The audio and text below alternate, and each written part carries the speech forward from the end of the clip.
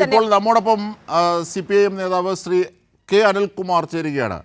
Shri K Anilkumar, എങ്ങനെയുണ്ട് ഈ ആദ്യ സമ്പൂർണ്ണ ബജറ്റ്, കേന്ദ്ര ബജറ്റ്? കേരളം ഇന്ത്യയുടെ ഭാഗമായി അംഗീകരിക്കാൻ തയ്യാറാകാത്ത ഏറ്റവും വിദ്വേഷകരമായ നിലപാട് സ്വീകരിക്കുന്ന ഒരു ഗവൺമെന്റാണ് നരേന്ദ്രമോദി സർക്കാർ എന്ന് വീണ്ടും വീണ്ടും വീണ്ടും തെളിയിച്ചുകൊണ്ടിരിക്കുന്ന സംഭവങ്ങളാണ് ബഡ്ജറ്റുമായി ബന്ധപ്പെട്ട് നമ്മളിപ്പോൾ മനസ്സിലാക്കിക്കൊണ്ടിരിക്കുന്നത്. ഇവിടെ ഒരു സംസ്ഥാനമേ ഉള്ളൂ, ബീഹാർ.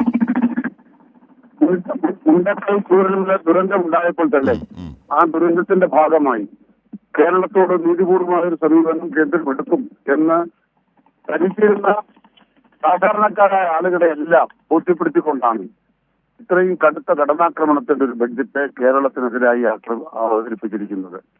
ഈ ബഡ്ജറ്റ് ബീഹാറിനോ അല്ലെങ്കിൽ ആന്ധ്രയ്ക്കോ പ്രത്യേക എന്തെങ്കിലും പരിഗണന കൊടുക്കുന്നു എന്നതിൽ മാത്രമല്ല, ഇത് കേരളത്തിനെതിരായി യുദ്ധം നടത്തുന്ന ബഡ്ജറ്റാണ്. അതെ അതെ അതെ. ഒന്നാമത്, കേരളത്തിന് വികസിത സംസ്ഥാനം എന്ന നിലയ്ക്ക് അവകാശപ്പെട്ട ആനുകൂല്യങ്ങൾ നൽകാത്ത വിധമാണ് കേന്ദ്ര മാനദണ്ഡങ്ങളെല്ലാം. അങ്ങനെ എല്ലാ തരത്തിലും അവഗണിക്കപ്പെടുന്ന കേരളത്തെ സംബന്ധിച്ചിടത്തോളം കേരളം ഇത്തവണ നല്ല ഹോംവർക്ക് ചെയ്ത് കേരളത്തിലെ പ്രതിപക്ഷമടക്കം തലകുലുക്കി സമ്മതിക്കുന്ന അവകാശങ്ങളാണ്, ആവശ്യങ്ങളാണ് 24,000 കോടി രൂപയുടെ പ്രത്യേക പാക്കേജിലൂടെ മുന്നോട്ട് വെച്ചത്. അതിൽ 1.5 ലക്ഷം കോടി രൂപ കാപ്പക്സുമായി ബന്ധപ്പെട്ട് കേന്ദ്ര സർക്കാർ നമ്മുടെ രാജ്യത്ത് എല്ലാ സംസ്ഥാനങ്ങൾക്കുമായി നൽകേണ്ട സംഖ്യയിൽ പോലും രാജ്യത്തിന്റെ അഭിമാനമായി മാറുന്ന വിഴിഞ്ഞത്തെ ഉൾപ്പെടുത്തുന്നില്ല എന്ന് പറഞ്ഞാൽ ഈ സർക്കാർ ഇന്ത്യക്ക് വേണ്ടിയല്ല പ്രവർത്തിക്കുന്നത്. ഇവർക്ക് രാജ്യസ്നേഹം ഉണ്ടായിരുന്നെങ്കിൽ വിഴിഞ്ഞം തുറമുഖത്തോട് ഈ അവഗണന നടത്തുമായിരുന്നില്ല. അതുകൊണ്ട് തന്നെ ഈ ബഡ്ജറ്റ് കേരള വിരുദ്ധമാണെന്ന് മാത്രമല്ല, കേരളത്തോടുള്ള യുദ്ധമാണ്. ആ യുദ്ധത്തെ കേരളത്തിലെ ജനങ്ങൾ യഥാർത്ഥത്തിൽ ബജറ്റ് നിർബന്ധമാക്കുന്ന ഒരു പ്രൊവിഷൻ ഉണ്ട്. പക്ഷേ ഈ ബജറ്റ് നടപ്പാക്കുകയും അതിലെ അനീതികൾ ചോദ്യം ചെയ്യപ്പെടുകയും ചെയ്യുന്ന ഒരു പ്രൊവിഷൻ ഇല്ല നമുക്ക് യഥാർത്ഥത്തിൽ. കാരണം അങ്ങനെ ഉണ്ടായിരുന്നെങ്കിൽ ഏറ്റവും ഭരണഘടനാ വിരുദ്ധമായ, താങ്കൾ ചൂണ്ടിക്കാണിച്ചത് 1 രൂപ ഇവിടുന്ന് പിരിച്ചുകൊണ്ട് പോകുമ്പോൾ 30 പൈസയിൽ താഴെയാണ്. വികസിത സംസ്ഥാനമായത് വലിയ ബാധ്യതയായി നമുക്ക് തീരുന്നു. UP-യുടെ കാര്യത്തിലും ബീഹാറിൻ്റെ കാര്യത്തിലും മറിച്ചാണുള്ളത്. അപ്പോൾ അങ്ങനെയൊക്കെയുള്ള ഒരു സാഹചര്യത്തിൽ ബജറ്റിൽ പോലും അർഹമായ വിഹിതം, രാജ്യത്തിന് തന്നെ 4% GST സംഭാവന ചെയ്യുന്ന കാര്യങ്ങളുടെ കാര്യത്തിൽ പോലും കേരളമായതുകൊണ്ട് അവഗണന നേരിടുന്നു. ഇത് ഭരണഘടനാ വിരുദ്ധമല്ലേ യഥാർത്ഥത്തിൽ?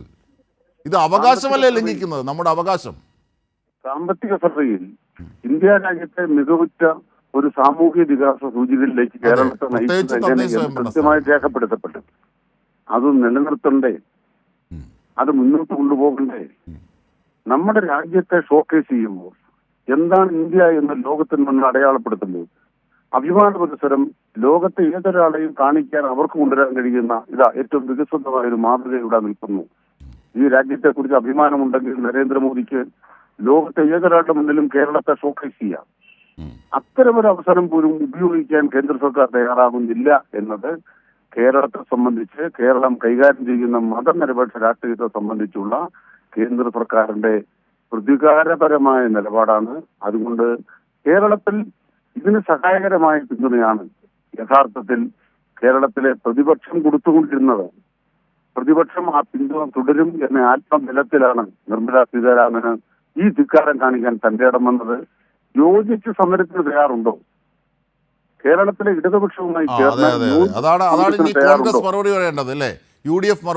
കോൺഗ്രസിന് മുന്നിൽ ഉയർന്ന ചോദ്യം. ഈ ബഡ്ജറ്റിന്റെ പശ്ചാത്തലത്തിൽ യോജിച്ച പ്രക്ഷോഭത്തിന് തയ്യാറുണ്ടോ എന്നതിന് ഉത്തരം പറയണം. തീർച്ചയായും അതൊരു രാഷ്ട്രീയ ചോദ്യം കൂടിയാണ്. ഈ ഘട്ടത്തിൽ ഇത്രയേറെ അവഗണനകൾ മൂർത്തമായി ഈ ബജറ്റിൽ കേരളത്തെ അവഗണിക്കുന്നു, ദക്ഷിണേന്ത്യയെ ആകെ അവഗണിക്കുന്നു. ഏറ്റവും പ്രധാനപ്പെട്ടത് വിഴിഞ്ഞം, രാജ്യത്തിന് തന്നെ ഗുണപരമായേക്കാവുന്ന ഒരു പദ്ധതി കേരളത്തിലായതുകൊണ്ട് മാത്രം അതിനെ അവഗണിക്കുന്നു.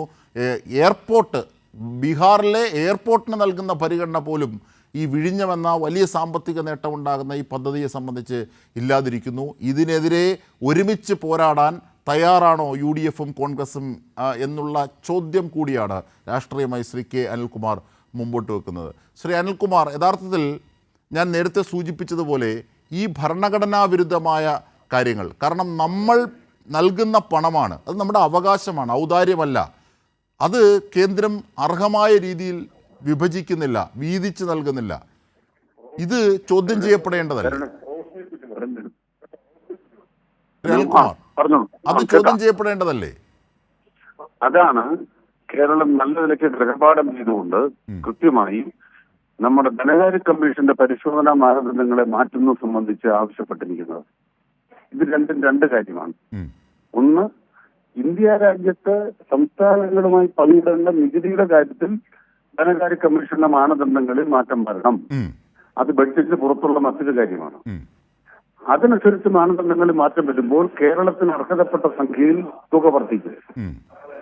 ഇപ്പോൾ ഇന്ത്യ രാജ്യത്തിന്റെ കേന്ദ്ര സർക്കാർ കൊണ്ടുവരുന്ന ബഡ്ജറ്റിൽ എങ്ങനെ ഒരു സംസ്ഥാനത്തോട് അനീതി കാണിക്കുന്നു? എയിംസ് കേരളത്തിലല്ലാതെ ഇന്ത്യയിൽ വേറെ എവിടെയാണ് തുടങ്ങാനാവുക? വിഴിഞ്ഞം തുറമുഖത്തിന് അല്ല, അത് തന്നെയാണ് ഞാൻ പറഞ്ഞത് അതിനെ ബൈഫർക്കേറ്റ് ചെയ്തല്ല.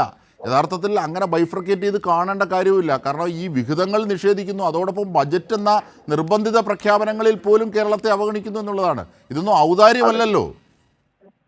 ഔദാര്യമല്ലെന്ന് മാത്രമല്ല, ഇത് കേരളം ഇന്ത്യയുടെ ഭാഗമാണെന്ന് കാണാൻ തയ്യാറാകാത്ത സങ്കുചിത മനസ്സിന്റെ അടയാളമാണ്. കേരളത്തിലെ പ്രതിപക്ഷമാണ് ഇപ്പോൾ പ്രതികരിക്കേണ്ടത്. കോൺഗ്രസിന്റെ നിലപാടെന്താണ്? മലയോര ജാഥയിൽ പോലും കേന്ദ്രത്തെ കുറ്റപ്പെടുത്താത്ത വി.ഡി. സതീശന് യഥാർത്ഥത്തിൽ ഈ ബഡ്ജറ്റിനോട് എന്ത് പറയാനുണ്ട്? യോജിച്ച സമരത്തിനും തയ്യാറുണ്ടോ എന്നുള്ളതാണ് രാഷ്ട്രീയമായി വരുന്ന ചോദ്യം. ഈ വലിയൊരു, അതായത് തെരഞ്ഞെടുപ്പ് കാലത്തൊക്കെ വലുതായി ഉയർന്നു വന്നതാണ് റബ്ബറുമായി ബന്ധപ്പെട്ട റബ്ബർ കർഷകർക്ക് എന്താണ് ഈ ബജറ്റിലുള്ളത്? പ്രത്യേകിച്ച് കോട്ടയത്തുള്ള ഒരു പൊതുപ്രവർത്തകൻ എന്ന നിലയിൽ കൂടി ശ്രീ കെ അനിൽകുമാർ.